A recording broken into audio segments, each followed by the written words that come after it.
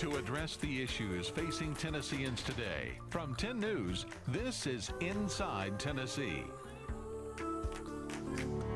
Good morning and welcome to Inside Tennessee. My colleague John North and I are pleased to have you with us this morning.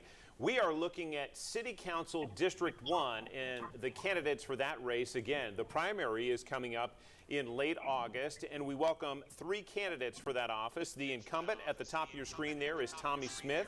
Elizabeth Murphy is also with us, and David Hayes is with us. We're glad to have you talk to us about why you're running, and that's the first place we're going to start. Councilman, let's begin with you. You're the incumbent. Why are you running, and what qualifications do you bring to the office? Well, thanks for having me. I'm a product of South Knoxville in the 1st District. I was born at Fort Sanders and raised in South Knoxville, and so I've served this community a long time, long before I was appointed to City Council last year. And so I feel like I understand the wounds of the city, but also the things that are special and unique to it that we need to elevate. I've been serving for a year and a half. People have seen me in action.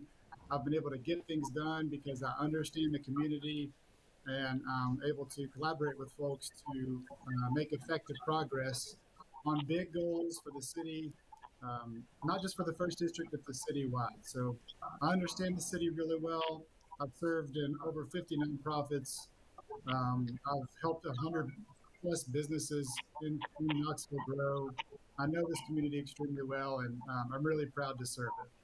Thank you, Councilman. Ms. Murphy, you're running, and again, as the councilman pointed out, this is District 1. It covers a big swath of North Knoxville and sneaks in there along Cumberland as well for just a little bit. We'll show you that map in just a bit. But Ms. Murphy, your qualifications and why you're running.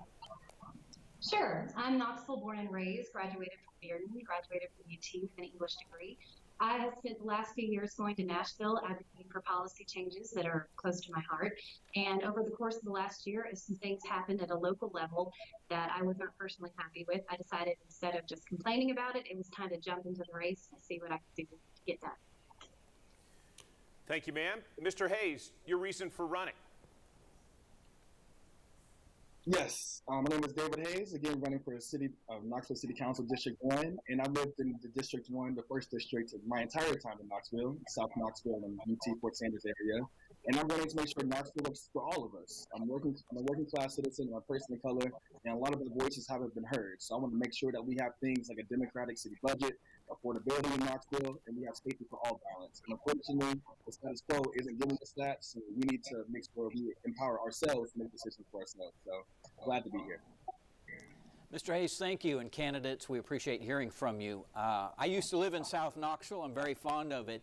It's a very distinctive part of the city, as I think you all know. It has its own character. So I think people would be very interested if you each could identify what you see as the most important issue for that district. And Tommy, let's start with you, if we could. Sure. I've been listening to folks for more than 2 years, and so I feel like I understand the issues really well. The 3 things I think that are really unique or important to South Knoxville particularly are the urban wilderness. I think it's going to be one of the most special things in our community for the next few decades.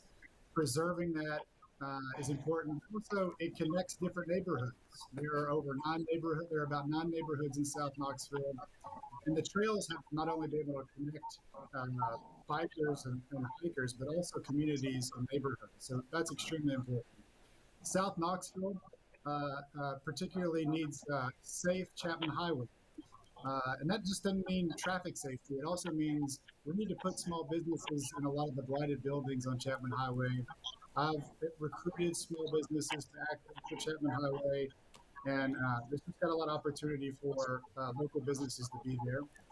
And Vestal has been a community that most South Knoxvillians know, but that main downtown Vestal needs some life in it. And so I've been working really hard to connect trails, sidewalks, but also put some small businesses, local businesses in that community. Beyond that, I think youth violence is everybody's problem. And I think litter particularly is something I'm passionate about, not just in South Knoxville, but across the city. In the 1st District, just to piggyback on the South Knoxville angle, John, Fort Sanders particularly needs preservation of its historic buildings and neighborhood. and Cumberland Avenue always needs more parking and safety. So those are the big issues I've heard from people for years. Thanks, Ms. Murphy. Can we hear from you now? Sure. So as I've been door knocking, one of the first things I ask the person at the door, their main concern, what is something that they're seeing in their neighborhoods that bothers them? And it comes down to safety. So ever since the homeless camp was broken up under the I-40 underpass, the homeless continued to move into South Knox. That was always an issue, and unfortunately it's become a bigger one. The second thing they say is police presence. Right now, our city police are down through police training school, and they either stay for a couple of years or they leave very quickly, and it goes someplace where they can be better supported, have better benefits, or make more money. You know, we see people going to work in Oak Ridge, Alcoa, Maryville. When I talk to the FOP, this is their main complaint, that under the current city administration, not supported. And unfortunately, unless we support them, we're not going to have quality candidates to come in and fill those cadet seats because nobody's going to want to do it. And how do we bring in development? How do we bring in new citizens if they don't feel like they're going to be safe in Knoxville? And I think that really reverts back to how the police are just not being supported. And while I can recognize that there are not all police are quality, and I'm not saying that we should give them, any leeway when mistakes are made, but we do need them. I'm a big advocate for having more police presence in South Knox because that's what people at the door are telling me they want. Thanks, And Ms. in regards Murphy. to I suspect we'll be talking more about police as well as the show goes on. And then, Mr. Hayes, if you would like to tell us what you think is most important in that district. Yes, so many things, poverty being among one of the highest things. We have a high poor and working class percentage in South Knoxville in District 1. And part of the resolutions to that is making sure we're investing more in social services and things that actually address the root causes of things like violence. For instance, with homelessness, it's not appropriate to just have a policy of criminalizing them or moving them around the city. We actually got to look at how we can actually put them in homes and give them the services they need, and making sure that when we have development in South Knoxville, we don't have gentrification.